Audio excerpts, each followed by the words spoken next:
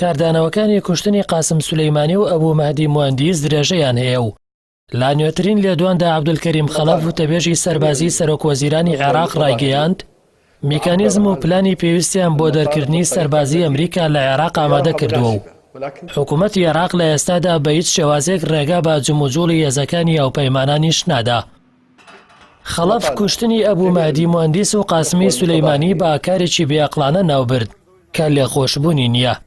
ئەمە لە کاتێکدایە کە لە پەیوەندیەکی تەلەفۆنیدا لەگەڵ ژان ئێڤلۆردیان وەزیری دەرەوەی فەڕەنسا و سەبارەت بە ئایندەی هێزەکانی وڵاتە لە عێراق، عادل عەبدولمادی سەرۆکوەزیرانی کاتبەڕێکەری عێراق جەختی لەوە کردەوە کە وەزارەتە پەیوەندیدارەکانی عێراق کار بۆ ئەوە دەکەن ڕێگای پێویست بۆ جێبەجێکردنی بڕیارەکانی پەرلەمان بۆ کردنە دەرەوەی هێزە ئابیانیەکان لە عێراق بگیرێتە بەر.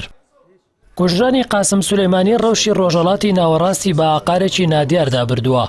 بۆ ئەو مەبەستەش وا بڕیارە ڕۆژی سێشەمە ڕێکخراوی ناتۆ لە ئاسەراستی باڵیۆزان لەبارەی پێشاتەکانی ناوچەکە و ڕووداوەکانی ئێستەوە کۆبێتەوە. هاوکات ناتۆ چالاکیەکانی بە پێدانی مەشق و ڕایەنانی بە سەربازانی عێراق با شێوازێکی کاتی هەڵپەساردووە. سەبارەت بە پێشاتەکانی عێراق بەرەم ساڵح سەرۆکۆماری عێراق پەیوەندیەکی تەلەفۆنی لەگەڵ تەمیم بن حەمەد ئالسانی میری قەتەر ئەنجامدا.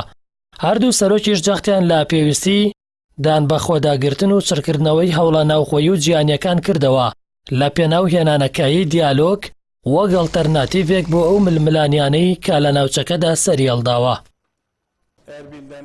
هەروەها مەولود چاوشۆخلۆ وەزیری دەرەوەی تورکیا ڕایگەیاند کوشتنی قاسمی سولەیمانی بۆتە مەترسیەکی جدی بۆ سەر ئاسایشی ناوچەکە و لەگەڵ وڵاتانی دیکە بەردەوام دەبن لە هەوڵەکانیان بۆ کەمکردنەوەی گرژیەکانی نێوان ئەمریکا و ئێران.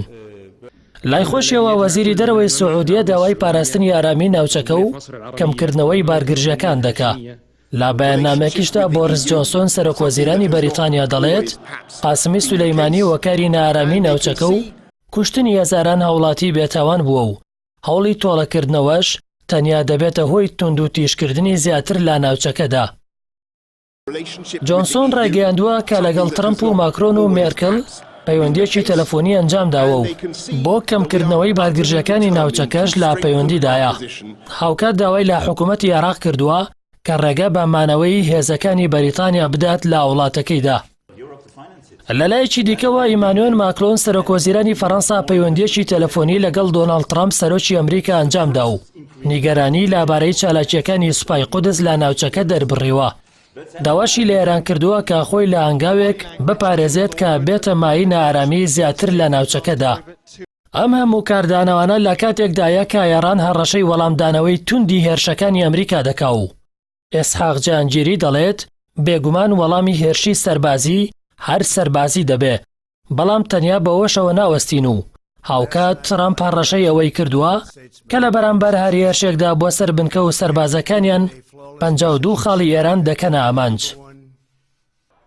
ڕوودا و کاردانەوەکان بوونەتە هۆی بەرزبوونەوەی نرخی نەوت لە بازاڕەکانی جیاندا بۆ سەر و $70. پاشەوەی دۆناڵد ترەمپ سەرۆکی ویلایەتە یەکگرتووەکانی ئەمریکا هەڕەشەی سەپاندنی سزای بەسەر عێراقدا کرد لە ئاگەری دەرکردنی سەربازە ئەمریکیەکان لە وڵاتی عێراقدا. نرخی دۆلاری ئەمریکیش لە بازاڕەکانی عێراق و هەرێمی کوردستان تا ڕادەیەک بەرز بووەتەوە.